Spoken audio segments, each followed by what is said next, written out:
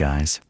Tonight we're going back, way back, before kingdoms, before names, before memory could even be written down. We're going to travel into a world lit only by fire and starlight, a world of earth, of bone, of survival, and of wonder. We're going to walk into a cave, one that's been waiting 100,000 years, and we're going to live a day in the skin of someone who once called it home. If you're enjoying the story, you're welcome to like the video or subscribe to hear more like it. And if you're listening in the quiet of night, I'd love to know where you're joining from. It's a comforting thought. How many of us are drifting through history together, like stars flickering in the same wide sky? The cave is not silent. It breathes. Slow, steady.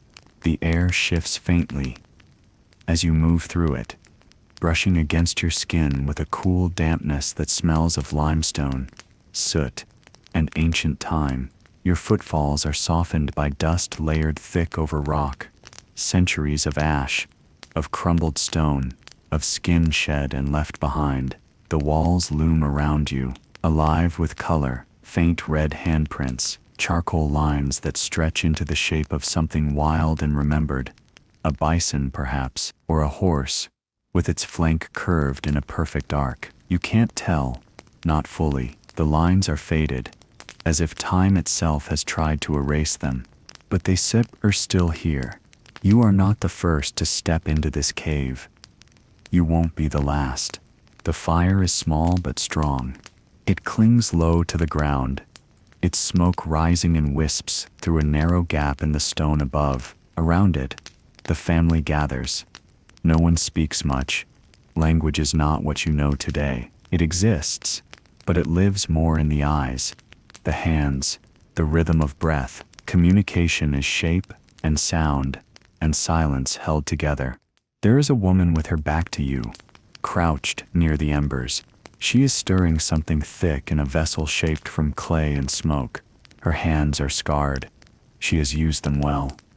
She hums, not a song, but a tone, a pattern passed down. Not words, not yet, just memory. The child beside her draws with a stick on the dusty stone, circles, lines, a spiral, perhaps, or maybe not. Meaning, at this time, is fluid. It exists more in repetition than definition. The man sits with his back against the wall. His hair is long, unkempt. His skin is dark with the smoke of many winters. He sharpens a flint with slow, careful movements.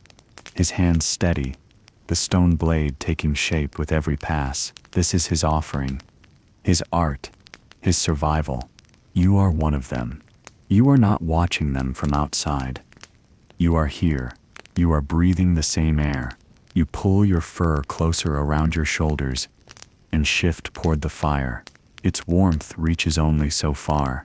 Beyond the circle of light, the cave becomes something else.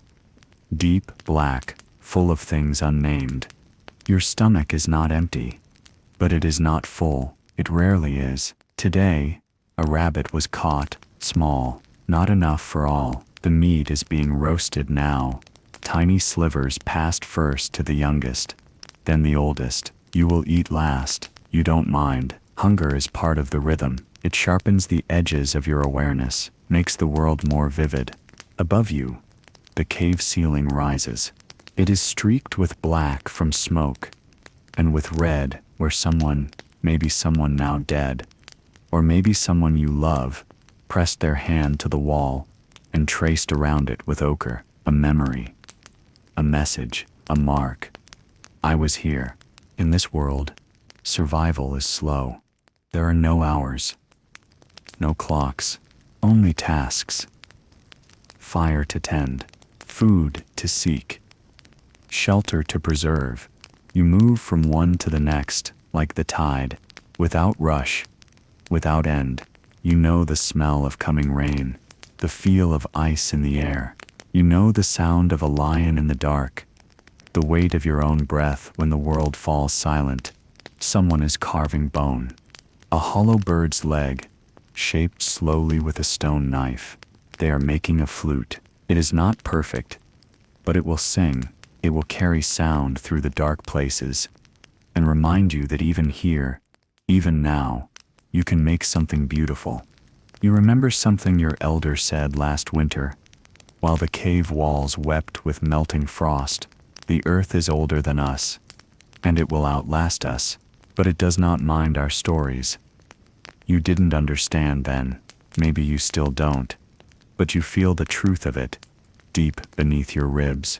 The sky outside is turning orange. The fire flickers brighter in response, as if answering the dusk. The shadows on the cave wall grow longer. You can hear the dripping of water somewhere deeper in the rock, and beneath that, maybe, breathing, not yours, not theirs, something older. You don't fear it. You just notice. The day begins to end. Someone brings in dry grass, bundled and fragrant. They spread it over the ground. The air smells of it now, wild and clean. The fire is fed again. Sparks leap into the darkness, then vanish, and slowly, one by one, you lie down. The furs are thin, but warm. They smell of smoke, of sweat, of family. The child presses close to your side. The elder mumbles something as they settle, soft syllables you don't recognize, but you feel the meaning in them. Safe, safe. You close your eyes, and the cave wraps around you like a cradle. The night inside the cave is long, but not restless. Somewhere in the back, near the slick stone where the drip of water echoes every few moments, someone stirs, then quiets again. The fire is low, a soft bed of coals glowing quietly, pushing out just enough warmth to hold the cold back at the threshold. Outside, the wind shifts through the valley, tracing over rock and branch and hollowed stump. You hear it only as a distant hush, like the sound of breath drawn through parted lips. You sleep, curled into yourself, with fur wrapped close, a hand resting lightly over your chest. The ground beneath you is hard, but familiar. There's comfort in knowing that no part of this place is unfamiliar. Every corner of this cave has been touched, named, remembered. You are not lost. You are not alone. Someone rises early, maybe to tend the fire, or to greet the light filtering in from the mouth of the cave. You don't open your eyes yet.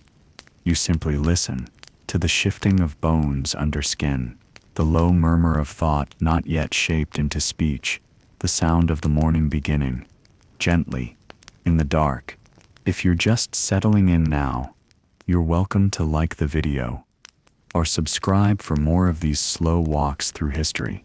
And if you're listening somewhere quiet, maybe curled beneath a blanket, or sitting by a soft light, let me know where you are. It's a peaceful thing, imagining how many of us drift together, night after night, through time. The scent of fire reaches you first, not the sharp, hungry smoke of a new flame, but the soft, sweet breath of embers catching again, pine sap and old moss smoldering slow. You hear a stick break, the sound sharp and dry, then the pop of resin heating up. You open your eyes just a little, enough to see shapes moving gently across the wall, shadows dancing between fire and stone. Outside, it's not fully morning, but it's coming. The stars have faded. The cold has loosened its grip on the rocks. A faint light settles along the cave floor like fog. There are tasks waiting. There always are, but no one rushes. No one calls out. In this place, time does not march. It seeps. It rolls. It glides from moment to moment, like water over smooth stone. You rise slowly, lifting yourself from the bedding of fur and grass, and stretch your arms wide. Your joints answer with quiet creaks. You welcome the stiffness. It's proof that you've lived another day. Someone passes you a warmed stone. You press it to your cheek, then your chest. It holds heat from the fire, a small kindness, a gift without a name. The youngest child wakes next. Their hair is tangled, eyes bleary. They sit upright, blinking into the light. then crawl into a lap without a word. The lap accepts them, no explanation needed. Near the fire, the morning meal simmers in a carved bowl, water, bone, dried root. The scent is sharp, but not unpleasant. You eat slowly, using a smooth stick to stir the broth and lift small pieces to your mouth. Food is not taken quickly. It's a ritual, a rhythm. Each bite is a moment, each swallow a pause. Later, when the light outside is strong enough to see by, a few from your group begin to gather tools. Spears made from fire-hardened wood, stone blades wrapped in hide, a net woven from twisted plant fiber. There is hunting to be done today, not far, just beyond the rise, where the stream bends through a cluster of trees. You watch them go. You are not among them this time. Instead, your task is nearer. There is a section of wall that's been leaking cold air, a crack between stones that needs filling. You gather moss, clay, bits of bark. You press them into the gaps with firm fingers, sealing the breath of the forest outside. Your hands grow cold from the wet earth, but you don't stop. There's pride in this work too. A girl sits beside you, sorting stones by shape, not for tools, not for fire, but for something else. She arranges them in lines, in spirals. Sometimes she hums as she works, and sometimes she whispers to the stones, as if they are listening. You don't ask her what she's making. She doesn't offer to explain. Maybe it sits not for explanation. In the far corner, the elder is asleep again. Their breath is shallow, but even.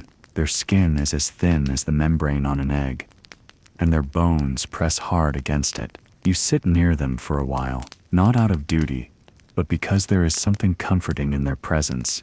Like the fire, they are fading, but essential. You remember something from a book, something read long ago, or maybe not so long, about an archaeologist who once uncovered a cave like this one, a burial, perfectly preserved, a child laid with flowers, curled like a question.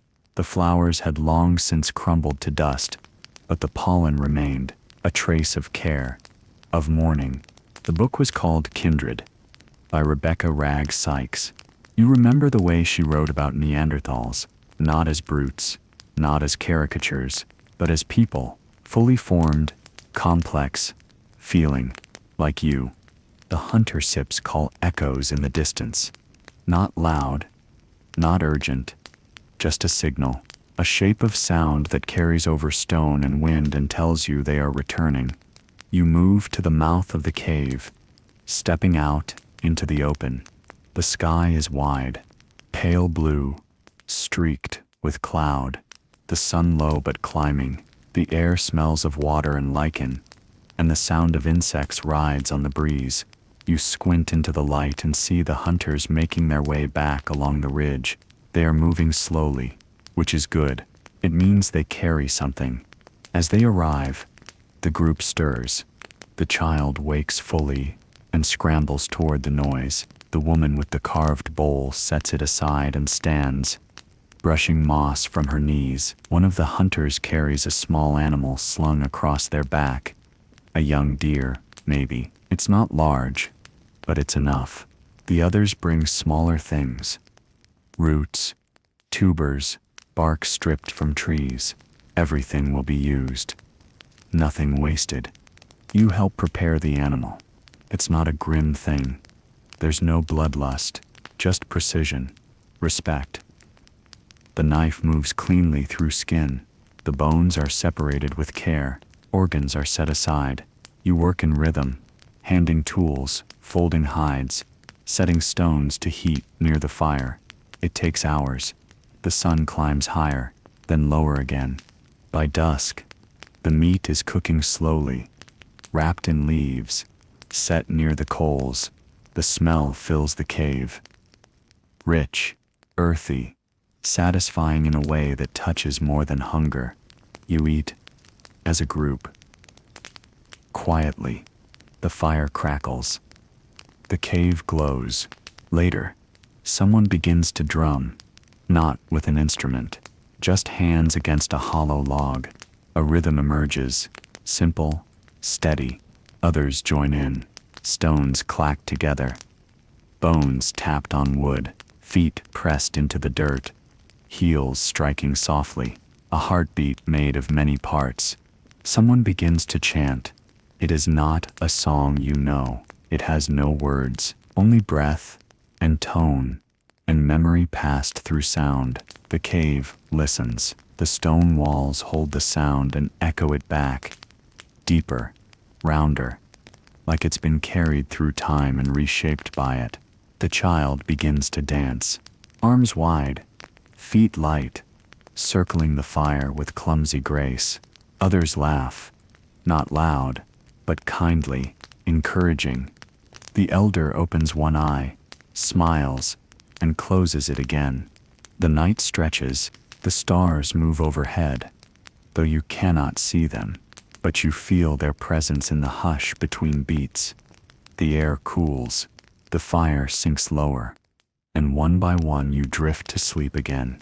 A little fuller, a little warmer, wrapped in fur and memory, held by stone. Morning comes slowly. It does not rush in with light or song. It arrives as a breath, a faint easing of the dark. The fire has gone to coals again, but the cave still holds its warmth. You lie there for a while, eyes half closed, listening to the quiet. Nothing has broken. Nothing is calling. The world is waiting. Your muscles are sore, but not painfully so. The good kind of sore. The kind that tells you your work was enough, that your body still carries you through each day. You pull the fur tighter for a moment, before letting it fall away. The floor beneath you is hard, but familiar. Always the same stones, the same shadows. Someone is already up. The woman who always rises before dawn is near the entrance, rearranging bundles of dried grass, checking the fire. Her back is bent slightly, not from age, but from years of doing things that needed doing. You nod to her, and she nods back. Wordless. That's enough. You step outside. The air is cooler today. The sky carries the smell of wet leaves. A light mist drapes over the trees, thin as cobweb. The ground squishes softly under your feet, dark with dew. The light is a dull silver, filtering through cloud. You walk slowly, no task at first, just motion, just the need to feel the world beyond the cave, to stretch your limbs and remember how far the land goes.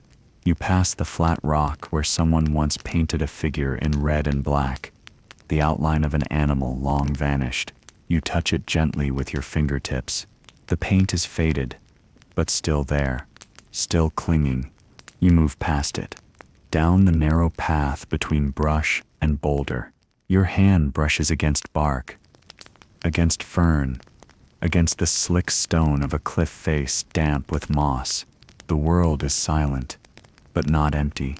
You hear it in the background, the rustle of movement too small to see, the whisper of the stream, the shift of clouds overhead. You reach the water. It moves slow this morning, clear and smooth, only rippling where a leaf touches its surface. You crouch down and press your hand to it, cold, but not biting. You drink slowly, then sit. Time passes without ceremony. You think of a mark you made on the cave wall weeks ago. A set of lines, not to draw, but to count. Not numbers, exactly, but intervals. Cycles. You've been watching the moon, marking how it changes shape, how it disappears and returns. You don't know why. Not yet, just that it feels important. Later, you return to the cave. Someone has gathered berries, dark and small, tucked into a woven pouch. You taste one. It is tart, almost bitter, but it fills your mouth with a taste of green, of something fresh and alive. A child watches you, waiting for your reaction. You smile and nod. They smile back, satisfied. Another sits near the fire, working hide with a sharpened stone, scraping carefully, slowly, making it thin. making it soft. A cloak, maybe. Or something for the baby, who will be born before the next moon. They don't say what they're making, but you can see it in their hands, that this work matters. The elder wakes again. Their breathing is raspier than before. You bring them water. Hold it to their lips. They sip, then close their eyes. You sit near them. They won't last many more moons. Everyone knows it. No one says it. Later, you prepare to leave. Not far, just to the clearing where the fruit trees grow wild. You gather tools, stone knives, woven cord, a satchel slung across your back. Another joins you, tall and silent. Together you move into the forest, feet finding familiar paths, bodies moving in rhythm with the terrain. The trees rise tall here, branches spread wide above you, their leaves still thick though the season is turning. You walk under them like walking through a cathedral of green and gold. Birds call above, their notes sharp and distant. A squirrel darts across your path, vanishing up a trunk. You find the fruit. Not many left. The animals have come through already, but a few remain. Hidden, clinging high, you climb, carefully. Your fingers grip bark and branch. You reach, pluck, pass the fruit down. They are soft, sun-warmed, sweet when you bite into them. Juice runs down your chin. You laugh a little, quietly, just a breath of sound. On the way back, you stop by the stream again. The water is faster now. Rain in the hills, probably. You cross slowly, balancing on stones. The other splashes through, uncaring. When you reach the far side, you shake water from your hands and smile. By the time you return, the cave smells of smoke and meat. The group has gathered something from the trap set yesterday. A bird, already plucked and turning on the fire. The skin crisps, the fat drips. The sound is gentle, satisfying. You offer the fruit. It is passed around. The child bites into one and hums, surprised by the sweetness. Another laughs. The elder watches from their bedding. Their eyes are distant now, cloudy, but they see. They nod once, small, barely perceptible, but it's enough. You sit beside them again, and they reach out. Their fingers close over yours, thin, cool, steady. They murmur something. A name, perhaps, or a memory. You don't know the word, but it's said with weight, with care. You hold their hand until they sleep. That night, as the fire settles low, you begin to mark again. On the wall this time, red ochre, mixed with water and ash. You press your fingers into it, drag them in a curve, a shape like the moon, then another, then a smaller one. No one asks why, but someone watches. A child. They sit nearby and begin to copy your shape in the dust with a stick. The curve, then the second, then one more. You smile. The fire pops. The cave dims. The air thickens with sleep. You lie down again, wrapped in fur and smoke and the scent of fruit and ash, and slowly you drift, not just into rest, but into memory. The first breath you take in the morning feels heavier. Not wrong, not sick, just denser. The air smells different today, wetter, sharper. The smoke from the fire clings a little lower, and the chill that touches your skin is more insistent. You keep the fur close around your shoulders for a little longer before rising. Outside, the sky is thick with cloud. Not dark, exactly, just full. The kind of sky that feels low, as if the clouds are crouching just above the trees, pressing gently down. You see your breath when you step toward the stream. A soft fog trails from your lips, then fades. It's the first time that's happened in weeks. The others notice too. The woman by the fire throws an extra handful of dry moss onto the embers.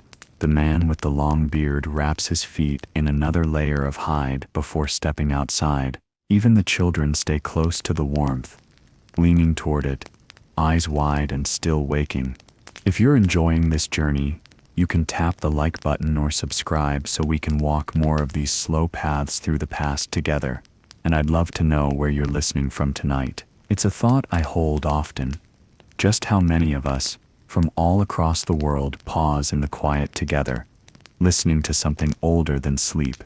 A thin drizzle begins around midday.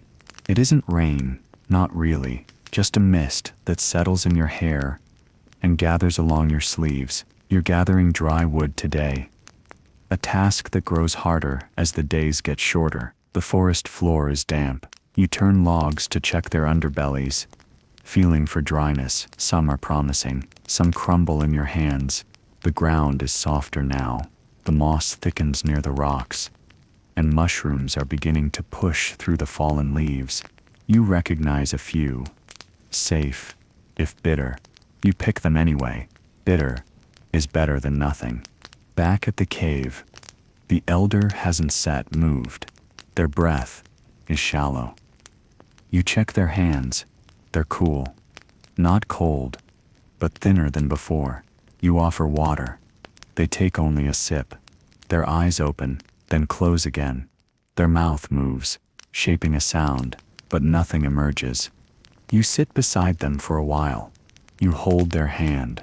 Later, you help hang strips of meat near the fire to dry. Smoke will preserve it. If the air turns cold fast, it might even keep for weeks. You string the meat on cord, loop it over sticks, angle it just right so the heat reaches without burning. The rhythm of the work is slow, but sure. Your hands know what to do, even when your mind is elsewhere. A quiet falls across the group, not heavy, not grief, just reverence. Something is coming. You all feel it. Not danger, but change. The air outside thickens. The trees no longer rustle the way they did. The birds call less often. The insects are quieter. Even the wind sounds different now. Lower, rounder, more like a voice muttering just beyond your understanding. A woman near the entrance begins preparing hides. Not for clothes this time, but for ceiling. She lines the cave's inner edge with strips of thick fur, tacking them to cracks with bits of wood and clay. She doesn't speak. No one does, but the message is clear. We are making ready. You add to the work. You patch the bedding, gather moss, rearrange stones to block the mouth of the cave from the wind that will soon follow. You fill 2 pouches with dried leaves, ground fine, to mix with hot water when someone coughs. The child has already begun to cough. Small, dry sounds. You press your hand to their back and feel the heat there. Not dangerous yet, but close. The elder wakes briefly near dusk. They ask for something. You can't understand the word, but their hand gestures toward the back wall. You rise and go there.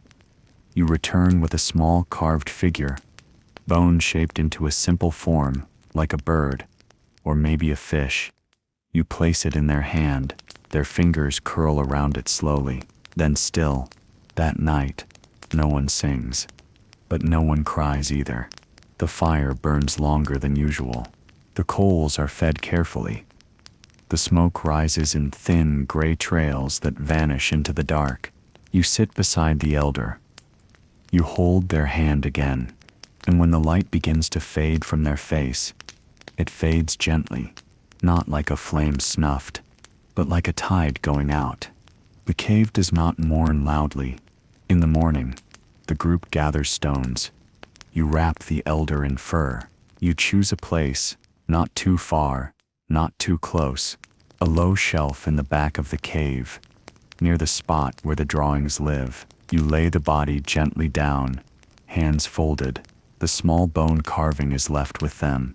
Stones are stacked over the form, not to hide, not to forget, but to remember. The wall nearby is painted again. A spiral, this time. Red lines, a single handprint. A shape that might be the elder's walking stick, or might just be a tree. Meaning is not declared. It is felt. You press your hand to the stone. You whisper their name. It is not a name you speak often, not out loud, but you say it now, and the stone holds it. That evening, you share the last of the fruit. The group sits closer than usual. You eat slowly. No one reaches for more than their share. A hush lingers, but it is not heavy. It is full, full of what was shared, full of what remains. Someone begins to hum again. Not a song, not yet. Just a sound. The child leans into your side. Their cough quiet now, their breath steady. You look toward the fire. The shapes on the wall flicker. Drawings made by hands long dead, now dancing in the light of the living. Horses, bulls, dots, lines, a moon, and beneath them all, the spiral. You trace it with your eyes as the flame lowers. You do not fear the dark. You know it now. The way it moves, the way it carries. You lie down again, and the cave closes around you. Stone, smoke, memory, stillness, and sleep. The days after are quiet, not silent, just slower, softer, as if the cave itself is breathing more carefully, as if it too remembers the warmth of the elder's voice echoing off its walls.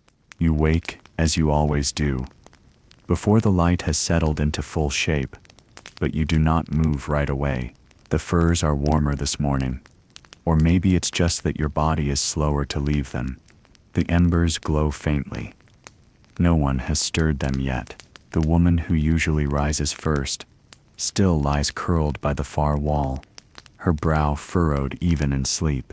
The child breathes against your chest, one arm thrown across your ribs, their mouth slightly open. They are warm, small, alive. You rise without waking them. You add a stick to the fire. You press moss to the gap near the entrance, where the cold pushes in. You step outside and listen. The world has not stopped. The sky is gray again, but not heavy. The trees sway in slow rhythm. Water drips from the edge of a leaf. Somewhere far away, you hear the low trill of a bird calling to nothing in particular. You stand there, watching the mist cling to the slope below the cave, and you feel quietly that you are part of something still moving forward. There's no word for grief here. Not one word, not shaped from sound anyway, but you feel it in the way no one sits in the elder's spot by the fire, in the way the others glance toward it without meaning to, in the way the child draws circles in the dust with their fingers and then erases them. Again and again, you tend the fire. You share food. You patch a tear in your sleeve. The motions carry you. Later, you find yourself standing before the wall where the spiral was drawn. The red is fading already, smoke and air wearing it down. You wet your finger and trace the line again, not to darken it, but to feel its shape. There is comfort in the curve. You pick up a bit of charcoal from the ground. Blackened bark, burned but whole. You draw beside the spiral. Just a line, then a dot, a shape like a crescent moon. You don't think about what it means. You just make it. The child sits beside you. They begin to draw too. Lines that cross, a small square, a line of dots. Their tongue pokes out at the corner of their mouth in concentration. They don't look at you, but they lean gently against your side. The day passes slowly. There is no big task today. No hunt, no storm, just the turning of time. The others tend to small things, mending cords, checking traps, drying herbs. You hear someone humming again, not the tune from before, but another, one with no clear rhythm. Just a note, then another, then a pause. It's just enough. By evening the cave has shifted again. Someone has moved the elder's bedding. Not thrown away. Never that. but folded it, stacked it, made room for the next life to fill the space. A pouch of carved bones lies near the fire. Dice, of a sort, carved from knuckle and knotted wood. They're rolled and read, not for prediction, but for connection. A way to ask the unknown questions without expecting an answer. Just the asking is enough. You take one and turn it over in your hand. A slash carved on one face, a spiral on another. A dot, a line. You roll it gently onto the floor. It lands on the spiral. The child beside you grins, as if that means something good. Maybe it does. The group shares food again. It's thin tonight. Broth and root, no meat, but warm, and eaten together. The bowl is passed around. The fire crackles gently. The woman who hummed earlier is shaping a cord from grass and hide. Her fingers move fast. She's making a sling. You recognize the shape. You offer her a stone for it. Smooth, round, worn by the stream. She tests it in the pocket, nods once. No words needed. The stars appear later now. The season is shifting again. Nights growing longer, slower. You step outside to watch them. The moon is nearly full. The wind carries the first edge of real cold. It brushes your face and brings tears to your eyes. Not from sorrow, but from the sharpness of it. The trees are quieter. You know what step's coming.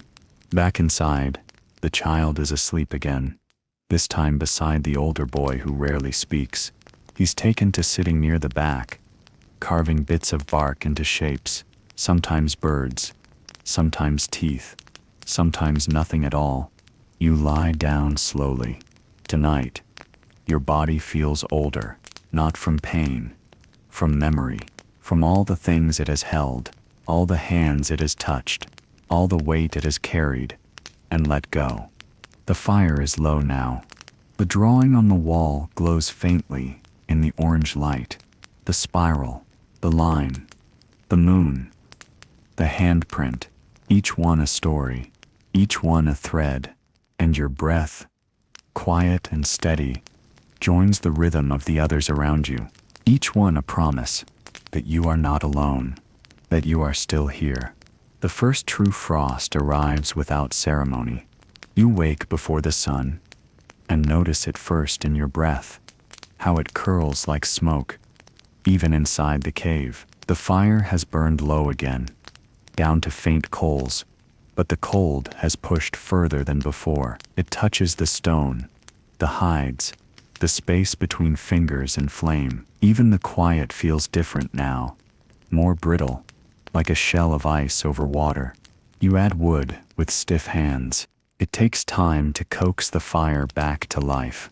The moss is damp, the kindling reluctant, but eventually the flame rises, slow and thin at first.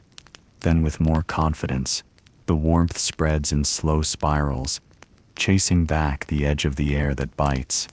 Outside, the ground sparkles. Frost traces the grass, the stones, the branches, a dusting of silver that catches the light and glows faintly as the sky brightens. You step out quietly, wrapping the hide tighter around your shoulders, and listen. The birds are silent. The trees are still. Only the stream speaks, and even it sounds muffled under a skin of ice. Inside, the others wake more slowly now. The child clings to the fur blanket, nose tucked under, only eyes visible. The older boy has curled tighter against the stone wall, his back to the coldest corner. The woman who tends the fire doesn't rise right away. She watches it instead, as if deciding whether she trusts it to be enough. You share warmth, not just from fire, but from closeness. Shoulders brushing, arms linked while tying on winter wrappings. A hand held a moment longer than needed, while passing food. Small things, ancient things, older than words. You step outside again, this time with a task. The traps must be checked, the ones nearest the ridge, where the animals pass down from higher ground. You walk carefully, The frost makes every step louder. The leaves crunch underfoot. You avoid the frozen puddles where your reflection stares back, ghost-like and shifting. The first trap is empty. The second has been triggered. But whatever it caught escaped. Only a few tufts of fur remain, clinging to the cord. The third, deeper near the hollow, holds a rabbit, small, still warm. You whisper something soft, thanks, perhaps, and untie it gently. It will feed the child, maybe two. You return with careful steps. By now, smoke is curling from the cave mouth again. A promise, a sign that the fire holds. That warmth still lives here. Inside, the group moves more slowly, but with purpose. The rabbit is cleaned quickly, its pelt set aside, the meat skewered over flame. The smell fills the space, wild, rich, grounding. The child eats first. Their eyes are still swollen with sleep, but they chew with quiet concentration. Their fingers grip the bone tightly. You hand them a piece of softened root. They nod, mouth too full for thanks. The boy is making something again, near the fire, with stone and sinew, a tool, a spear point, maybe a knife. The way he sharpens, slowly, with long, careful strokes, reminds you of the elder. You realize, with a soft ache, that he's taken that place, not in age, but in practice, in silence, in observation. The others seem to notice too. They begin to hand him things. A strip of rawhide, a piece of bark, a handful of small stones from the river. Not because they expect anything, but because they trust his hands. Outside, the wind rises. Not hard, but enough to bring the scent of snow. The way it smells before it falls. Not clean, but expectant. You look to the sky. The clouds are thickening, flattening. The birds haven't returned to the trees. You help seal the cave tighter, patching the high edges, moving rocks to block gaps near the floor, lining the entrance with woven mats dipped in water, then left to freeze in place. A barrier, primitive, but proven. The woman hums again. The same song from before, the one without shape. It winds around the cave like smoke, curling between bodies, brushing against bone. The child echoes the notes softly, off-key, but with effort. It becomes a conversation, a memory passed back and forth. You work by firelight now. Even before full darkness, the days shrink. The light falls faster. Your hands move slower. Still, you tend the things that matter. The tools, the furs, the fire, the drawings on the wall. You sharpen a piece of bone to trace a new pattern, circles this time, and a line with short strokes beside it. Like counting, or breathing, or footsteps in snow. The boy watches. He doesn't ask what it means, but later, you see him add to it. A spiral, a mark, like a river. Your work is no longer yours alone. It is becoming shared, communal, like breath, like food. That night, sleep takes you early. The cave is quieter now, insulated by snow and stone. The fire crackles. The others are already sleeping. The child holds your wrist as they do. The boy has laid his tools aside. Even the woman's hum has faded into breath. You listen to the wood shift in the fire. You count your own breathing. And slowly you feel the cave holding you. Not just as shelter, but as memory, as promise, as home. Snow comes in the night. You don't hear it. No one does. It falls like breath, silent, steady, absolute. When you step outside in the early light, the world has changed. The ground has disappeared beneath a soft white skin. The trees are dressed in silence. The stream is hidden, muffled under a crust of ice and powder. You stand there for a long moment. No birds, no wind, only stillness, the kind that settles over everything and makes your own breath feel loud. You step back inside and pull the mat across the entrance again. Not all the way. Just enough to let the light through. Enough to see each other. Inside, the fire burns low. It is not always fed quickly now. Every stick of wood must be earned. But there is no panic. Just patience. Someone adds a piece. Careful not to let the flame die. The child coughs again. A dry sound. But their eyes are clear. Their hands warm. You pass them a strip of hide to chew. Softened in water. Not food, but comfort. The older boy is carving again. This time he's making something from antler. A small hook, or maybe a clasp. His hands move slowly. Not for lack of skill, but because speed has no place in a cave wrapped in snow. Everything is slow now. The way time moves. The way thoughts settle. The way sleep comes and goes like a tide. You sit near him. He doesn't look up, but he shifts slightly to make room. Across the fire, the woman is sorting dried roots into bundles, some for burning, some for chewing, some for boiling. You know them by smell now.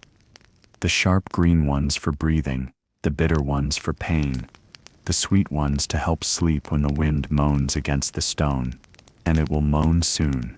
You feel it in the air. The group gathers closer now. Not for fear, but for warmth, for conversation. If it can be called that, it's not speaking, not as you know it. It's the sharing of sounds, a look, a breath, a song hummed low and joined slowly, one voice at a time. You begin to tell a story. It doesn't start with words. You draw on the wall again. Red ochre smeared in lines, then dots. You point to the spiral, then to the line that came after. You mimic the shape of a falling leaf with your hands. You make the sound of rain. You press your hand to your chest, then to the stone. The child watches. Wide-eyed, they add to it, with ash, this time, dipped on a fingertip. They draw a crude shape, maybe a deer. Maybe the fire, maybe you. You smile. That night, the cold presses harder. It creeps through the cracks. The fire is stronger now, but still not enough. You sleep tightly wound, bodies curved together. You feel the boy's back against yours. You feel the child's fingers curl around the edge of your tunic. You feel your own chest rise and fall in rhythm with them. Outside, the snow continues. By morning, it has thickened. The mat at the entrance is stiff with frost. The light that filters in is blue. The air smells faintly of wood smoke, hide, and breath. You begin the day with small tasks. Scraping the hide that hung overnight. Checking the dried meat. Turning the stone blades to feel their edges. The woman sharpens one with a patient rhythm. Tapping the flint gently against a larger stone. Then drawing it across a scrap of hide. The boy tests the clasp. He carved the day before. It fits well. He ties it to a pouch. The child helps, pushing the ends together, laughing when it holds. The cave becomes a classroom. But no one teaches, everyone shows. You begin to work on a new piece. Something longer, a spear perhaps, or a staff. You smooth the wood, strip the bark, measure it against your own arm. You take your time. Outside, the storm rises. The wind begins to wail through the cracks you thought were sealed. You add more moss, more stone. You bank the fire high. The flames glow golden now, licking upward. Everyone sits closer. The storm howls, but you are not afraid. You tell another story. This time, it is sound only, a rhythm tapped on wood, then bone. The child joins in. The woman claps softly. The boy hums. You all add something ancient, something wordless. It fills the cave, not loud, but strong. The walls catch the sound and echo it back. It becomes memory. You sleep lighter that night. The storm breathes around the cave. But the fire holds. The warmth lingers. The drawings stay lit on the walls. You press your hand over one and close your eyes. Tomorrow will come, and you will greet it again, together. The days no longer have edges. Light and dark move like breath. Slow, unsure, without shape. When you wake now, it's not because of the sun, it's because the fire needs you, because someone has stirred, because the cold has found a seam in the furs and pressed a warning against your skin. The cave feels smaller now, not from closeness, but from time. The outside world is sealed behind white and wind. There is no movement beyond the cave mouth, just layers of snow and the occasional cracking sound, trees shifting under the weight of ice. Inside, the world is warmer, dim, yes, still yes, but alive. The fire burns longer now, its glow steady. It throws shadows across the walls, lighting up the drawings as if the animals are waking. You sit with your back against the stone and listen. The others are quiet too. There is no hurry anymore, no destination. Just the slow, repeating rhythm of breath, of fire, of story. If you're listening now, wrapped in your own kind of winter, I'd love to know where in the world you are. Let me know in the comments, just a whisper of your night, and if you're enjoying this story, this time travel through quiet history, feel free to like or subscribe. It's a way of keeping this small fire between us alive. Someone coughs, then clears their throat. Not the child this time, the woman. You glance over. She waves a hand softly. Not sick, just dryness. She sips warm water steeped with pine bark and rests again. The boy has begun carving new symbols. Not shapes now, but repetitions. 4 lines. A gap. 4 more. He etches them into the edge of the sleeping platform. Not for decoration, for remembering, for measuring something that hasn't yet been named. You recognize it. The beginnings of keeping time. Later, the child asks for a story. Not in words. They tug your sleeve and point to the wall. They want the animals again. The ones that run, the ones that leap. You take a bit of charcoal and begin to draw. The curves are slower now, more deliberate. You shape the hind legs, the arched neck, the eyes. You pause and let them finish it. They draw the tail. It's too long. It curls strangely, but they are proud of it. They clap their hands and crawl into your lap. You hold them. Their hair smells like smoke and dry leaves. That night, a new voice joins the fire. One of the younger girls. She begins to hum a tune you don't know. It's low, simple. One note held, then another. No words, just vibration. The others listen. Then, one by one, they join. It becomes a lullaby. Not for a baby, for the cave itself. You sleep with the sound still moving in your mind. In the morning, the wind has slowed.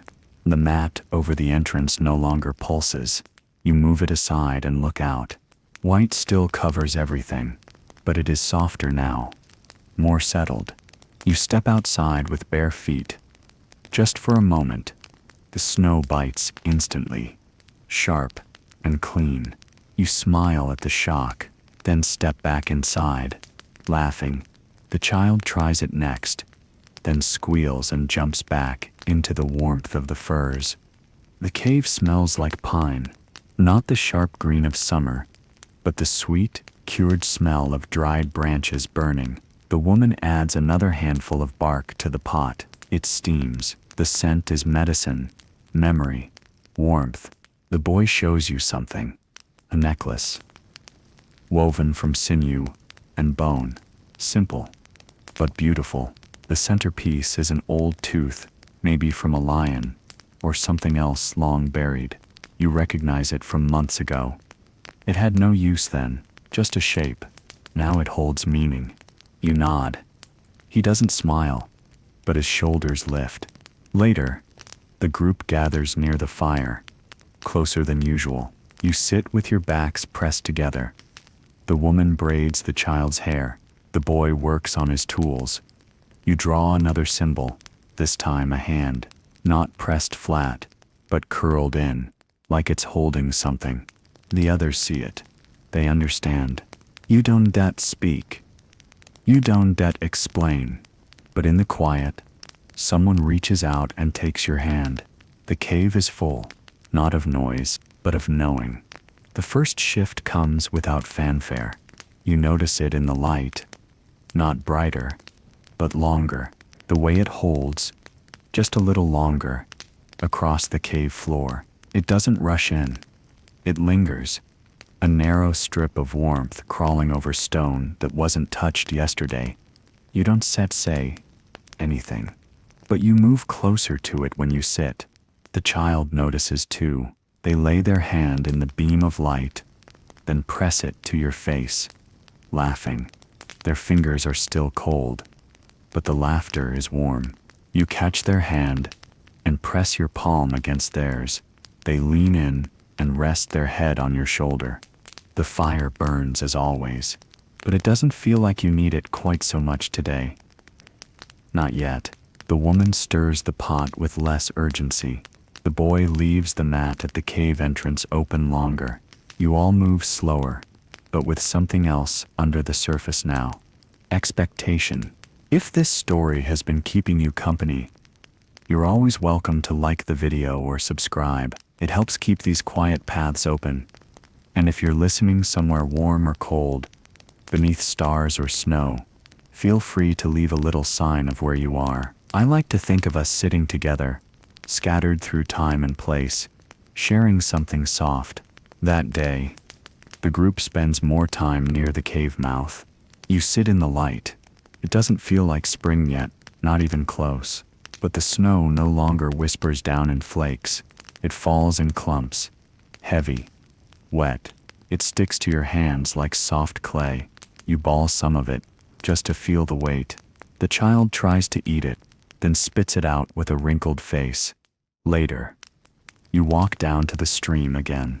It's moving. Not fast, not loud. But the ice that once sealed it has cracked. You see the glint of moving water in the breaks. A trickle, a whisper. You crouch and press your hand to the edge. It's still cold, but it flows. You call the boy. He joins you, holding one of the carved hooks from earlier in the season. He lowers it into the water and waits, not for fish, but for the idea of them. Movement beneath stillness. He smiles, then pulls it back up. Not today, but soon. When you return to the cave, the woman is drawing, not with charcoal or ochre, just with a stick in the dust. She draws a circle, then another, overlapping, then lines radiating out. It looks like the sun, or maybe the moon, or maybe something else entirely. The child copies it. Their lines are uneven, messy, joyful. The cave smells different today. Less like smoke, more like pine, like fresh air riding the backs of old firs. You lift a mat and let the breeze pass through, just for a moment, then close it again. A warning wind might still follow. You sit by the fire. The boy sits beside you and begins to ask questions, not in words, but with gestures. He points to your arm, then to the marks on the wall, then to the sky. You answer with a story. You tell it not through speech, but through rhythm. You tap your fingers against the stone. Slow pause. Quick. Then you hum, a phrase the elder once used. You point to the drawing of the crescent, then to the snow outside, then to the cave roof above. The boy listens. He begins to drum back. Together, without words, you pass the idea forward. A kind of time, a kind of waiting, a kind of knowing. That night, the sky clears. For the first time in many days, you see the stars. You all step outside, wrapped tightly, bare feet numb against the snow. Just to look. The moon is just a sliver, but it is enough. You breathe out slowly and watch it rise. No one speaks. There's sets no need to. It begins with a scent. You wake early, before the fire has been stirred, before the child has shifted in their sleep, and the air has changed. They're still cold, deep, unmoved, but now, beneath it, something new. The faintest breath of wet earth, carried through the cracks in the stone. It smells like thaw. You rise without a sound. You wrap your hide tight, tie it at the shoulder, and push aside the entrance mat. The light outside is still blue with early morning, but the snow has slumped. It leans now, folding inward, sinking. The trees are shedding their ice like snake skin. You step out barefoot. The snow no longer bites. It yields, gives under your weight with a soft sigh. Your feet are wet by the time you reach the tree's edge. But you don't care. You kneel. You press your fingers into the ground. The crust breaks. Beneath the ice is mud, cold, but alive. Behind you, someone steps out. The boy. He doesn't speak, just watches. He holds the carved spear he's been working on. For weeks, maybe months, he tests its weight in one hand, then looks up, across the trees, toward the place where the animals run. If you're still with me here, watching the snow melt slow and steady, I'd love to know where your night has taken you. You can subscribe or like this video if the rhythm feels like something worth sharing again. I imagine us now, listening across seasons, sharing the quiet together from so many places at once. The boy steps past you and disappears down the slope. Not far, just to check the trail, the one the deer used before the snow came. You follow slowly, letting your feet sink, letting your breath rise in clouds. The world smells like wet bark, frozen grass, possibility. He kneels by a tree and presses his hand to the bark. There steps a mark. A small one. Not fresh, but recent. You both touch it. Later, you return to the cave and gather the others. Not to hunt. Not yet. Just to speak. In your way. That the world has turned again. That the waiting is not forever. The woman laughs softly for the first time in many nights. The child tries to repeat the word for deer, though they still say it with a shape of the hand instead. The fire burns stronger that night, not because of cold, because of hope. The group sits longer in its light. The woman begins weaving again, not rope this time, but something finer, thin strands of dried grass, dyed with crushed berries saved from long ago. It's more than useful, it's beautiful. You draw a new mark on the wall, a wave, not like water, but like time, a rising, a falling, a rising again. You look at the boy. He nods, adds a line of dots beneath it. Later, the child sleeps curled beside you, arms tucked beneath their chest like a fox. And you think, maybe the foxes are waking too. The next morning brings sound, bird song, just one, sharp, questioning. The child bolts upright and stares toward the entrance. You laugh gently and tell them, in gesture and sound, that yes, the sky is singing again.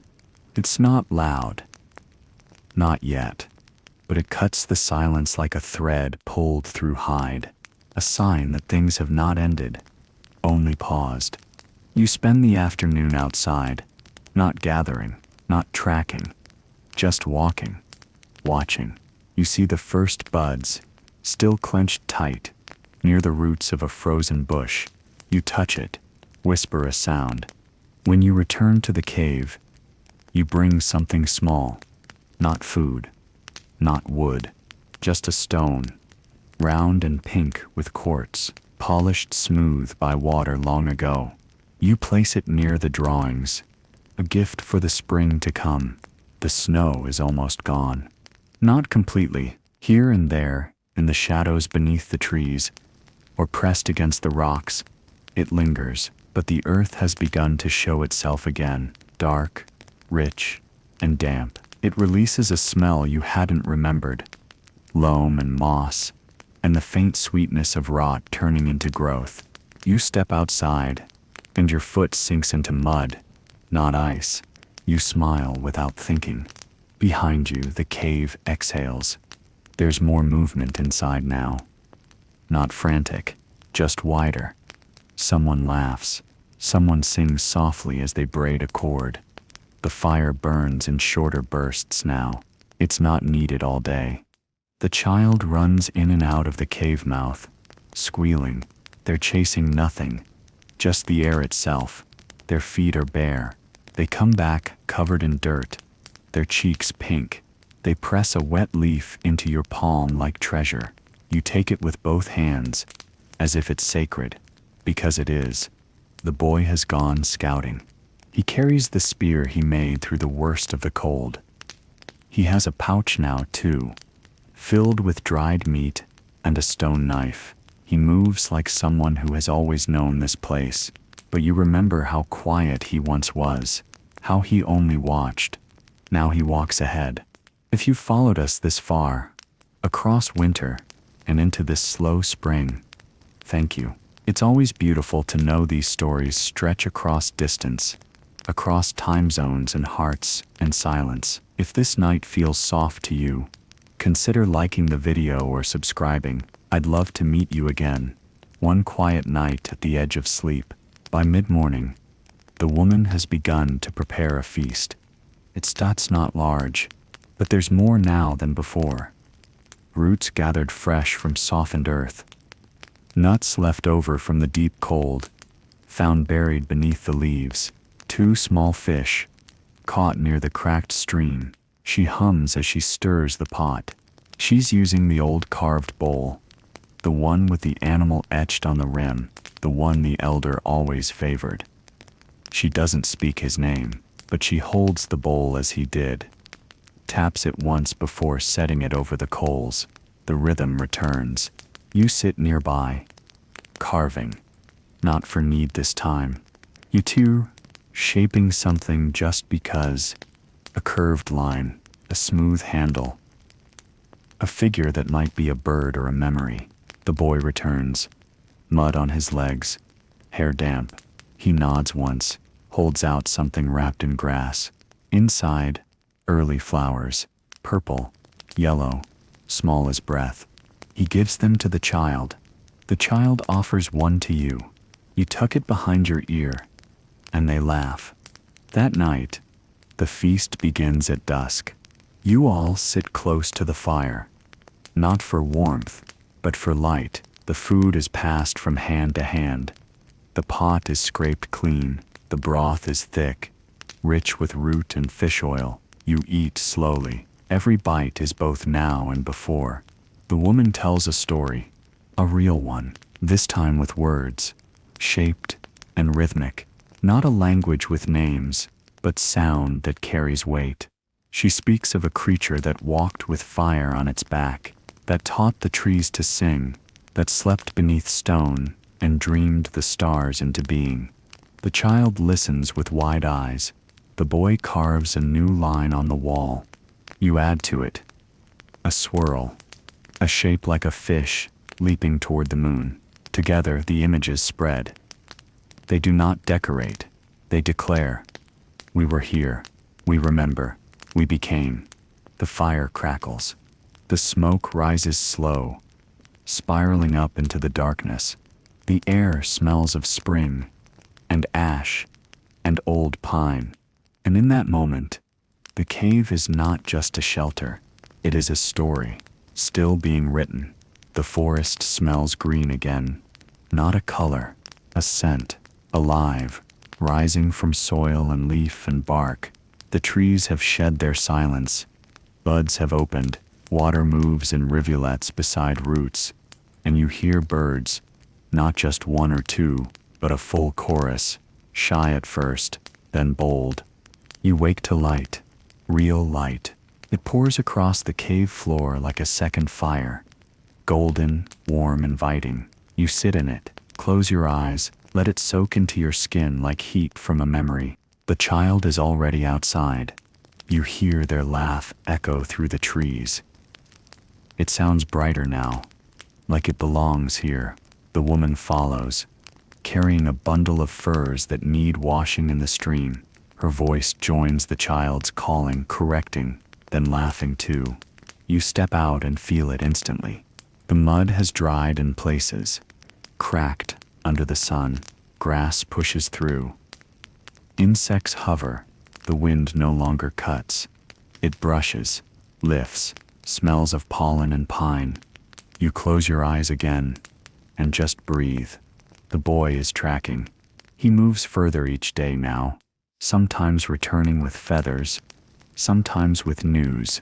This morning, he carries word of deer, real deer, grazing near the stones at the top of the ridge. He doesn't set rush, but his voice carries a thrum. You prepare the spear. You do it together. Tying, checking, whispering. It's not urgency, it's readiness. The kind that lives not in fear, but in respect. The others prepare too. Not for the hunt, but for what it means. More food, more movement, a reason to stretch further from the fire. If the season has turned for you too, wherever you're listening, I'd love to know. I imagine spring reaching you in your own way, and us watching it arrive together. And if this story's become something you carry into your rest, feel free to subscribe or leave a sign. It means a lot. Across time, you watch the boy disappear into the woods, then you kneel by the stream. The water runs strong now, cold but alive. You press your hands in, cup them, drink. It tastes of stone and melt. The woman splashes nearby, scrubbing a tunic. The child throws pebbles and claps each time they land. You collect round stones too, for drawing, for memory. Back in the cave, you line them up. You press each one to the wall, dipping them in ash and making soft marks. A circle, a line, a curved shape like a deer's horn. The boy's drawings are sharper now. He returns and adds 2 small figures beside the spiral. The same spiral that marked the elders passing moons ago. This is how stories live. Not written, not spoken, carried in lines, shapes, placement. The feast that night is simple but whole. Deer meat, fresh greens, roots. You eat outside the cave for the first time in weeks. Maybe longer. The sun stays high longer. The shadows stretch slow across the earth. The warmth touches everything. The child falls asleep against your side.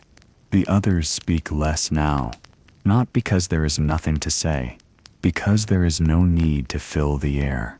The boy hums softly, an echo of the woman's winter song, the one without words.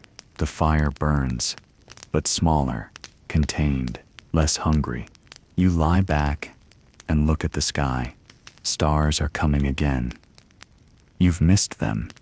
You hadn't realized how much. The woman presses a flower into your hand.